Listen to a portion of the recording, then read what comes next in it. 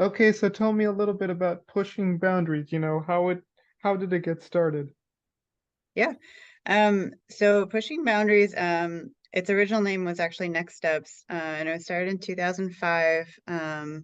Our founders are Sharon and Alan Northrup, and they were in a car accident that left Alan paralyzed, paraplegic.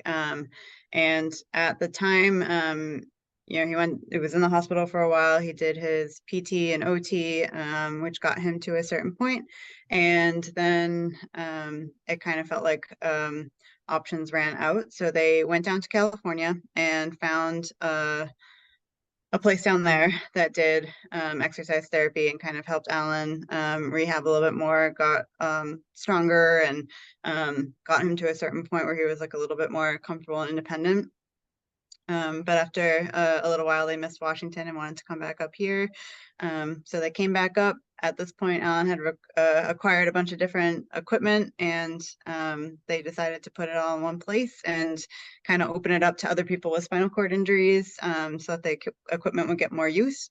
And eventually, it expanded out into what we are now, which there's 4 active rooms that people exercise in here with a bunch of different everything from state of the art technical equipment, robotics, down to just standard dumbbells and elastic bands and everything in between. And Yeah, the rest is history. We've been open. We're celebrating our 18th birthday this month. Oh, that's cool. So like what kinds of services do you provide? Our main service is exercise therapy. So our clients come in for typically 1 or 2 hour sessions, occasionally 1.5, 3 hours. Kind of depends on the client's schedule and their needs, where they're coming from. And exercise therapy is uh, basically rooted in exercise and strength training. So all of our therapists have some kind of personal training or exercise physiology background. So we are not PT, not OT. Some people seek us out looking for that. We're very make a very clear line in the sand that we are not that. We would like to support them, and oftentimes OTs and PTs will collaborate with us, and we'll kind of let each other know what we're doing and kind of help maintain strength in between PT sessions for clients.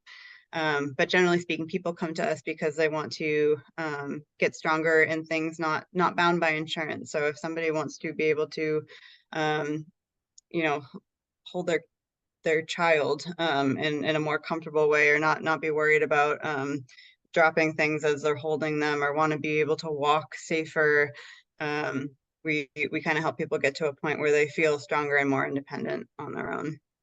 We also have a resource library on our website and in-house. It's free for anybody to come in and use. And it's basically just kind of a listing, a directory of all different kinds of services. So travel services, sports services, legal services. It's just kind of a hub for a bunch of information on that. And then we have pamphlets and business cards and such in-house, if people want them. But the exercise therapy is definitely the bigger side of our services. Mm-hmm. So like what kinds of particular stakeholders do you partner with at Pushing Boundaries? Who are like the main organizations, nonprofits, anybody that you work with closely? Yeah, I mean, we try to work with other organizations that work with the same populations as us.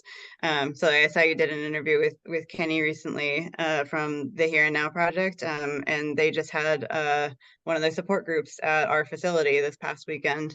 So we like to collaborate and try to help support those other organizations. We work a lot with the Brain Injury Alliance. Um, we'll be sponsoring them at their walk run roll this year. We try to reach out to the local sporting teams, Seattle Adaptive Sports. I'll be attending their gala next weekend. So really, and anybody who serves the same population, we try to make and sustain a relationship with and help each other out when we can. Mm-hmm. That's cool. I have interviewed with Seattle Adaptive Sports before. They're on my podcast. Yeah. So my next question here is, what kind of impact does your organization have on communities as a whole? Yeah, well, I like to think in our community we make a big difference. We are the only facility of our kind in the entire Pacific Northwest within the US. So the next closest is in Sacramento. Um, so if somebody wants these kind of services, we're kind of it.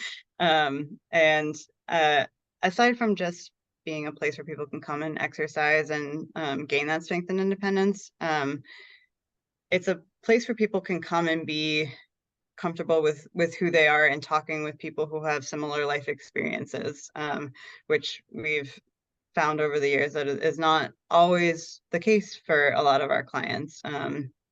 A lot of times they feel that they have to, temper what they say or do, or kind of cater to the world around them instead of having the world cater to them.